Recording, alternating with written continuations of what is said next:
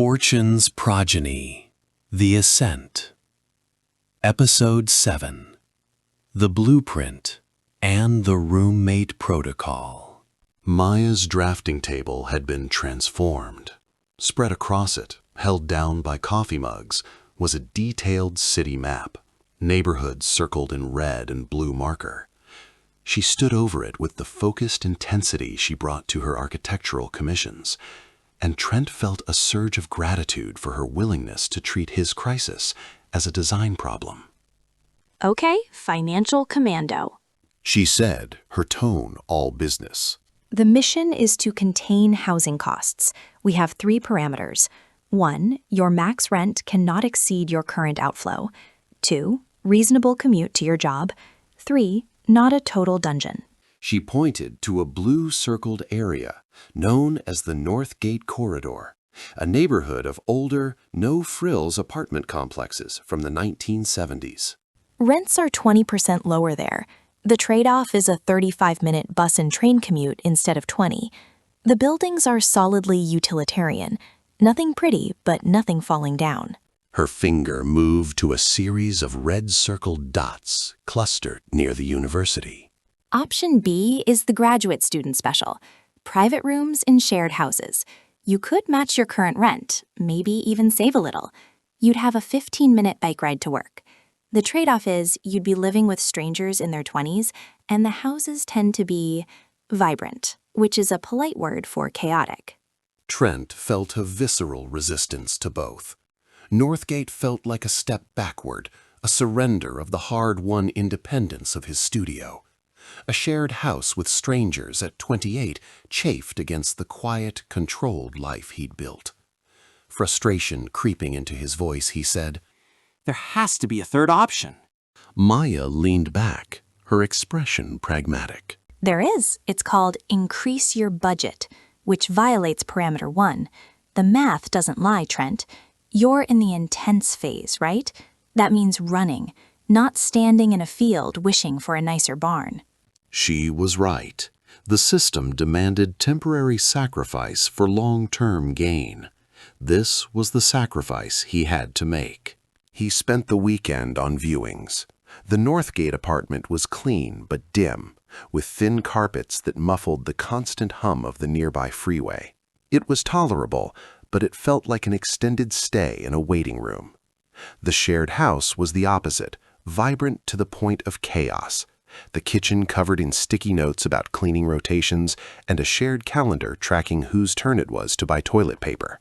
The living room was dominated by a massive, slightly stained sectional and a gaming setup that looked like a NASA control panel. That night, he updated his budget spreadsheet, creating a new tab, Housing Crisis Scenario Analysis. He input the numbers for each option, projecting their impact on his debt-free date. The shared house extended his timeline by only 2 weeks. Northgate extended it by a month due to higher transit costs. Increasing his rent by $400 would set him back over 4 months. The cold, hard math made the decision. He texted the graduate student house. The house was a 3-story Victorian that had been carved into apartments and then, over years of student habitation, reconstituted into a single, sprawling organism. The current residents were a rotating cast of graduate students and young professionals who had found each other through a shared tolerance for controlled chaos. When Trent arrived for his interview, a term used loosely, he found the living room occupied by a PhD candidate in mycology named Arjun, a medical resident named Chloe, and a collection of housemates he would come to know over the following weeks. "So the main thing is the compost bin," Arjun said, peering at Trent with intense earnestness. He was a slight man with wire-rimmed glasses and the focused intensity of someone who spent his days studying fungal networks. If you put orange peels in, we will have words. They don't break down right. The acidity throws off the whole balance. Trent sat on the worn sofa, feeling like he was being gently vetted by a small, specialized council. "My schedule is insane," Chloe added, her tone brisk but not unkind. She was a compact woman with the efficient movements of someone who had learned to maximize every second. "If you use my good paring knife and don't wash it immediately, I will hide your left shoe. Non-negotiable, I have a system." You get used to it. Offered a housemate Trent would later know as Derek, a software engineer who was currently lying on the floor with a cat on his chest. The system is the system. You follow it, you're golden. You fight it, you get the shoe thing. From the beanbag chair in the corner, a familiar voice chimed in. Dude, just wait till you see the shower schedule spreadsheet. It's more complex than the crypto charts I follow. Leo, sprawled comfortably in the chaos, was the connection that had led Trent here. He'd lived in this house 2 years ago, before landing his tech sales job, and he'd vouched for Trent as boringly responsible, apparently the highest compliment in this context. Trent was humbled. He was a contender for a billion-dollar empire, being schooled on fungal decay and cutlery etiquette. Yet there was a strange comfort in their directness. The rules were clear, the expectations explicit. It was a relief after the opaque, shifting judgments of the protocol. He took the room. It was small, with a view of a brick wall, but it was cheap. He would pay $675 a month, utilities included, shaving $200 off his current rent and eliminating the commute cost entirely. The moving date was set for 6 weeks hence, giving him time to pack and to adjust to the idea of surrendering his solitude. The true test came when he told his parents. He framed it as strategic downsizing, a tactical move to attack his student debt faster. His mother's voice over the phone was thick with concern. A shared house? At your age? Trent, are you sure you're okay? We can help with a deposit for a nicer place. The old Trent, proud and burdened by the secret, might have snapped.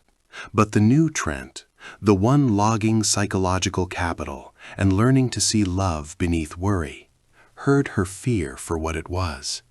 He took a breath. I'm more than okay, Mom. I'm in control. This is a choice, not a defeat. I'm trading a bit of privacy now for a lot of freedom later. It's part of the plan, a bigger plan than you know. The last words slipped out before he could stop them. There was a pause.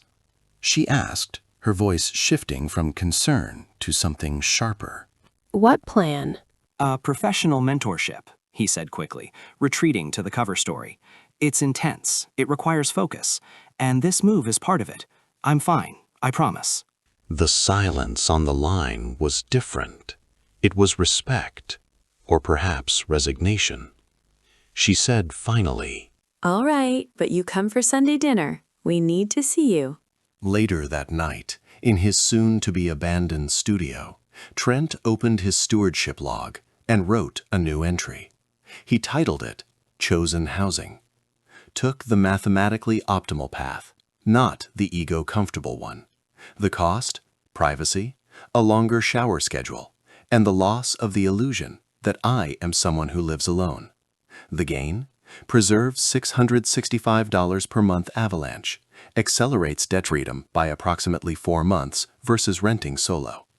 Also gained, a real-world lesson in negotiated communal living, what I'm calling the roommate protocol. Applied step 2 intensity to a non-debt problem. It works. The system scales. He paused, then added a final line. Also gained, a reminder that I am not the only one making sacrifices. The house is a community of people doing hard things. Medicine, science, software, unlimited resources. I am joining a tribe of strivers. That, perhaps, is a different kind of wealth. He closed the binder.